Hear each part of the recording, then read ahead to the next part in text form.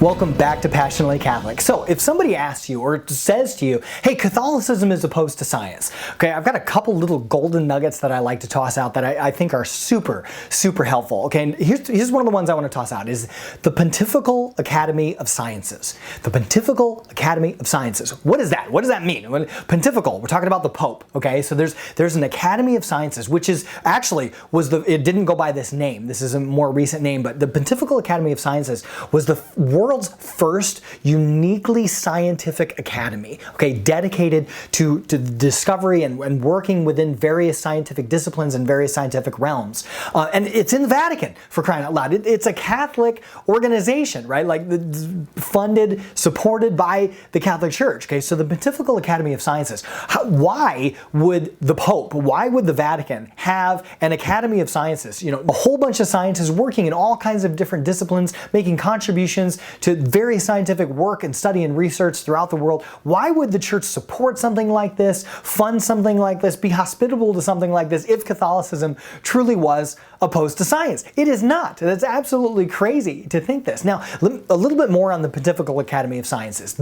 I'm going to propose that the Pontifical Academy of Sciences is perhaps the most elite group of scientists in the history of the world, okay? And not just because it's the world's first exclusively scientific academy, okay? But a little bit more on this is since the early 1900s, the Pontifical Academy of Sciences has had dozens and dozens of Nobel Prize winners amongst their ranks, okay? Like like 6 dozen, 70 some Nobel Prize winners, and in all kinds of different areas of sciences, mathematics, physics, chemistry, and all kinds of different scientific areas. Now, here's one of the things that I find really fascinating is imagine if you won the Nobel Prize, okay? Like, whoa, in your area of a scientific discipline, you win the Nobel Prize. Like, what do you want to do with your career? Like, where do you want to go? Where do you want to work at? Where do you want to do research? Okay, here's one of the fun things about these dozens and dozens of Nobel Prize winners who are part of the Pontifical Academy of Sciences. About half of them or so, some 30 some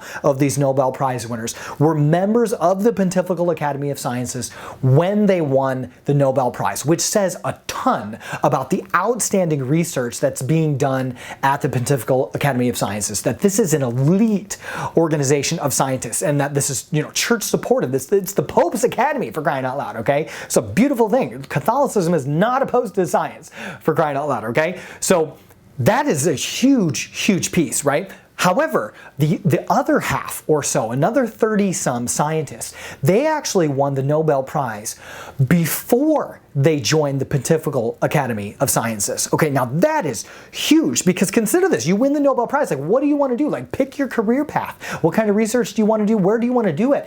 Okay, these people who had won the Nobel Prize were then invited by the Vatican to join the Pontifical Academy of Sciences, okay? And they accepted. Now, if you won the Nobel Prize and you could basically pick like what do you want to do with the rest of your career as a Nobel Prize winner, and if you're accepting a position being part of the Pontifical Academy of Sciences, that says something really significant about the Pontifical Academy of Sciences. Again, I think supporting that this is the most elite organization of scientists on the planet. This is absolutely huge, okay? So anybody who wants to toss out Catholicism as opposed to science, this is absolutely nuts. Furthermore, there have been so many deeply rooted Catholics who are also major contributors to the sciences. Let me take you through just a cursory quick look at some of these people. You have early thinkers like St. Albert the Great, who even taught St. Thomas Aquinas, okay? And this is really before science really gets going. You're talking like 1200s here, okay? And he was the first to look at things like botany and zoology. He was really interested in those, but he was the first to recognize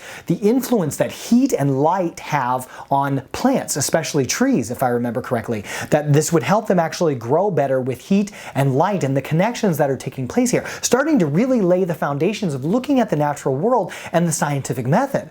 Things explicitly related even to Catholicism, like the Gregorian calendar that we use in the Western world, that was proposed under Pope Gregory, was proposed by a Jesuit astronomer, Christoph Clavius, did the math on this, did the physics on this, and was able to put together, basically the modern version of the calendar, the Gregorian calendar that we use today, was done by Catholics, for crying out loud. And why? Well, Catholics would be interested in this. Even from a scientific perspective, we'd appreciate having this and having an accurate calendar, but also in terms of recognizing important feast days and holidays. Okay, the church isn't just motivated by religious and spiritual things. The church is also about contributing to the good of all of humanity and the common good, right? So the Gregorian calendar is another fruitful piece from the church. You have this guy who's also on the level of canonization. He's a blessed. He's not quite a saint. Maybe he will be someday, but he's a blessed at this point. Blessed Nicholas Steno, okay? He was an anatomist, a leading anatomist of his day. He has 4 parts of the body named after him,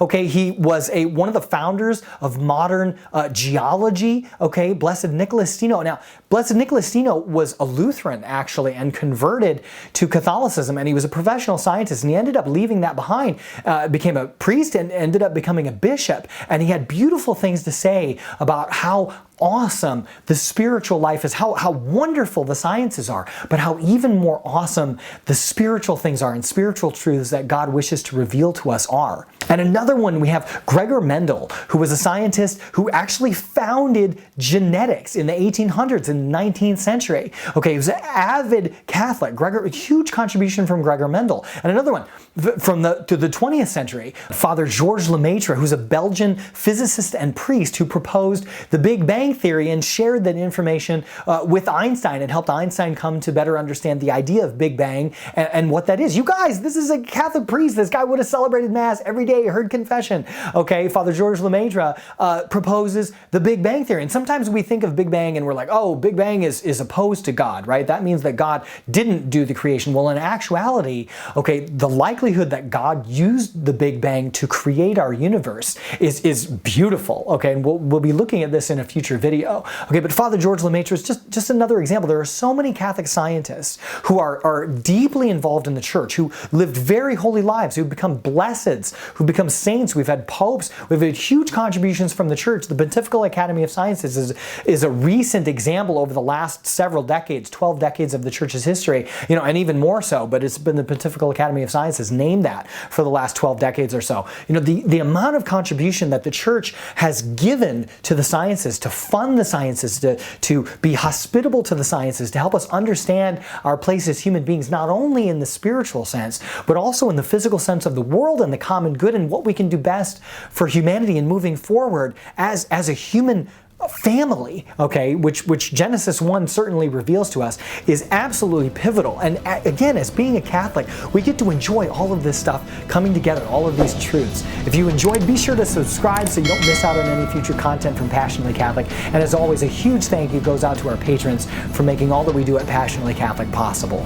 May God richly and abundantly bless you, and I look forward to being in touch again very soon.